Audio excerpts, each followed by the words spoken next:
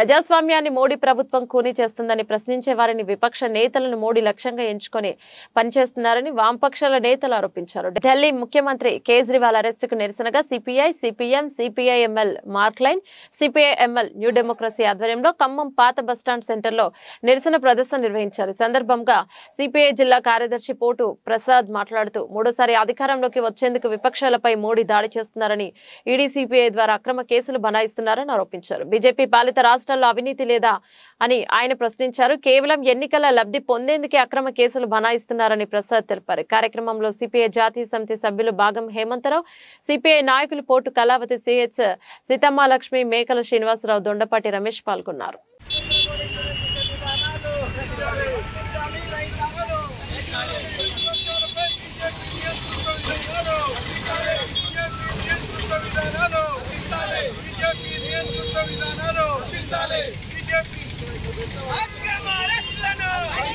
ప్రతిపక్ష నాయకులని అక్రమంగా అరెస్టు చేయడాన్ని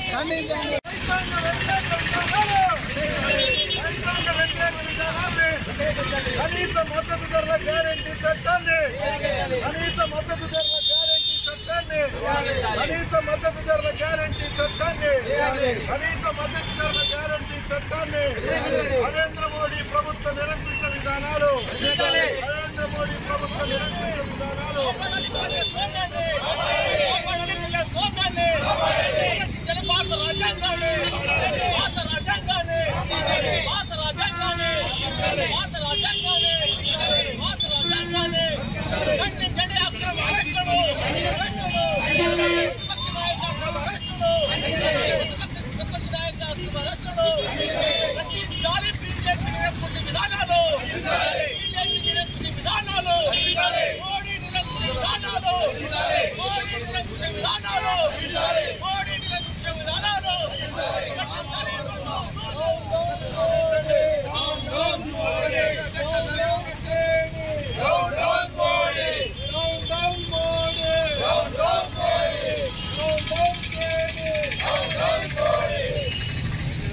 కేంద్రంలో నరేంద్ర మోడీ నాయకత్వంలో ఉన్నటువంటి బీజేపీ ప్రభుత్వం ఒక నిరంకుశమైనటువంటి పద్ధతిలో ఇవాళ దేశంలో పరిపాలన చేస్తూ ఉంది.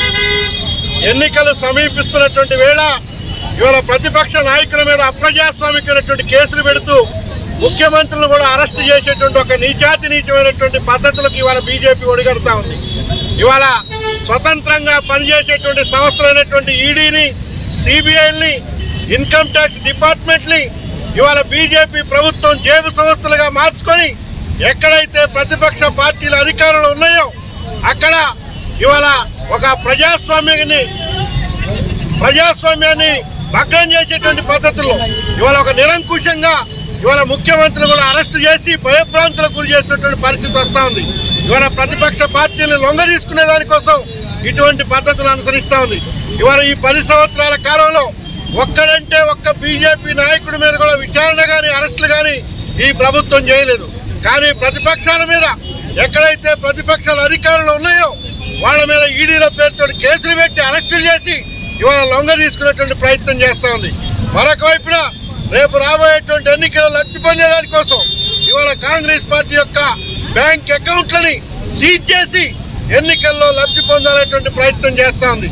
ఇవాళ మళ్ళీ కనుక తిరిగి బీజేపీ నరేంద్ర మోడీ ప్రభుత్వం రాబోయేటువంటి ఎన్నికల అధికారంలో వస్తే ఈ దేశంలో ప్రజాస్వామ్యం అనేది ఉండదు.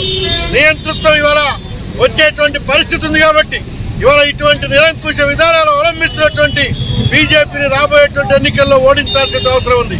ఇవాళ ఢిల్లీ ముఖ్యమంత్రి కేజ్రీవాల్ అరెస్ట్ చేశారు. అదేవిధంగా మొన్న జార్ఖండ్ ముఖ్యమంత్రి హేమంత్ సోరెన్ అరెస్ట్ చేశారు. అంటే ఇవాళ ఎన్నికలు సమీపిస్తున్న వేళ ఎక్కడైతే తమ అధికారం కోల్పోతున్నటువంటి భయంతో ఇవాళ ఒకవైపు మేము 400 సీట్లు గెలుస్తామని ప్రగల్భాలు పలుకుతోంది బీజేపీ.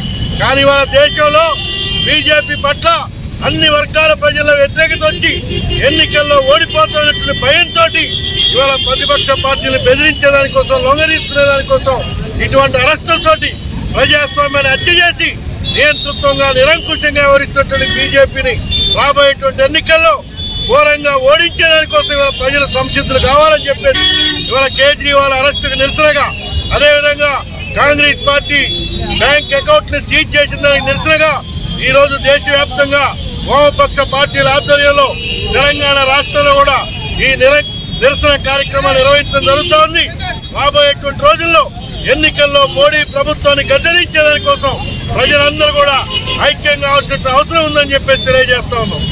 కేంద్రంలో అధికారంలో ఉన్నటువంటి మోడీ ప్రధానమంత్రిగా ఉండి మళ్లీ అధికారులకు రావడం కోసం అక్రమ పద్ధతులు అనుసరిస్తూ ప్రతిపక్ష పార్టీల్ని ఎన్నికల్లో పోటీ చేయనీయకోకుండా, ప్రచారం చేయనీయకోకుండా ప్రతిపక్ష పార్టీ అందరి నాయకుల మీద ఈడీ పేరుతోని, సిబిఐ పేరుతోని దాడులు చేయిస్తూ, అక్రమ అరెస్టులు చేస్తూ ఇవాళ ఢిల్లీలో ముఖ్యమంత్రి ఉన్నటువంటి ఆమ్ ఆద్మీ పార్టీ నాయకుడైనటువంటి కేజ్రీవాల్ ని అక్రమంగా అరెస్ట్ చేశారు.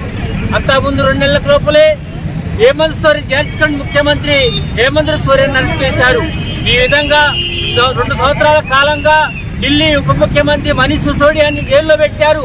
అదేవిధంగా కాంగ్రెస్ పార్టీ యొక్క ఫండ్ ని లీక్ చేశారు. ఇట్లా ప్రతిపక్ష పార్టీలన్నింటినీ కూడా ఎన్నికల్లో పోటీ చేయలేకపోకుండా, ప్రచారం చేయలేకపోకుండా ఒక్కడే మళ్లీ అధికారాలు రావడం కోసం, అక్రమ పద్ధతుల్లో అధికారాలు రావడం కోసం ప్రగల్భాలు పలుకుతా ఉన్నాడు. కానీ మోడీకి తెలుసు ఈ దేశంలో ప్రజలు మోడీని ఇంకా భరించే స్థితిలో లేరు. మోడీ హటావో దేశకు బచావో అనే పద్ధతులలో ఇవాళ ప్రజలందరూ కూడా ఇవాళ మోడీని ఓడించడానికి సిద్ధంగా ఉన్నారు. ఆ భయంతోనే కానీ అలాగూ గెలవలేనటువంటి యొక్క భయంతోని ప్రతిపక్ష పార్టీల్ని పోటీ లేకుండా చేయాలని, అంటే ప్రతిపక్షం అసలే పోటీలే లేకుండా తనే అక్రమ పద్ధతుల్లో గెలిచి మళ్లీ నేనే గెలిచానని చెప్పేసి ఇప్పటికే దేశంలో మత విశ్వాసాలు రెచ్చగొచ్చాడు, ప్రజల మధ్య చీలికలు తెచ్చాడు, కార్పొరేట్ కంపెనీలకి దేశాన్ని మొత్తం కట్టబెట్టాడు. ఈ విధంగా మొత్తంగా కూడా దేశాన్ని సర్వనాశనం చేసినటువంటి మోడీ మళ్ళీ అధికారం రాకూడదు. అందుకనే దేశ ప్రజలందరూ కూడా ఇవాళ ఆలోచిస్తున్నారు, మోడీని ఓడించాలి, దేశంలో కనీసం యొక్క పద్ధతుల్ని కాపాడుకోవాలని చెప్పేసి మేము సిపిఐఎంఎల్ మాస్ లైన్ పార్టీ తరఫున ఈనాడు దేశంలో ఉన్నటువంటి వామపక్ష పార్టీలు అన్ని కూడా దేశంలో ఉన్నటువంటి ఫాసిస్టు బీజేపీని ఓడించాలని చెప్పేసి ఉద్యమంలో ఉన్న మోడీ బీజేపీ ప్రతిపక్ష నాయకులని అరెస్టు చేయడం ద్వారా మళ్లీ అధికారంలో రావాలని చెప్పి కలలు కంటున్నది. ఈ విషయాలన్నీ కూడా ఈ దేశంలో ఉన్న ప్రజలు బీజేపీ మోడీ యొక్క విధానాలని పరిశీలిస్తున్నారు.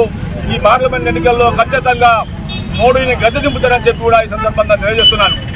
ఎందుకనంటే ఈ 10 సంవత్సరాల కాలంలో మోడీ అధికారంలోకి వచ్చిన తర్వాత చూసినట్టయితే ఈడీ ద్వారా లేదా స్వతంత్రంగా వ్యవహరించాల్సిన సంస్థల ద్వారా దేశంలో 2934 కేసుల్ని ఈ కాలంలో వాళ్ళు 10 సంవత్సరాల కాలంలో నమోదు చేపించారు.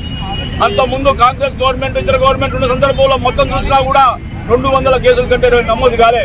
ఒక్క 10 సంవత్సరాల కాలంలో సుమారు 3000 కేసుల్ని ప్రతిపక్ష నాయకుల మీద పెట్టి ఈ మోడీ ప్రభుత్వం అధికారాన్ని నిలబెట్టుకోవాలని చెప్పి ప్రయత్నం చేస్తున్నది. ఆ ప్రయత్నాలన్నీ కూడా ప్రజలు తిప్పుకొడతారని చెప్పి సందర్భంగా తెలియజేస్తున్నాం.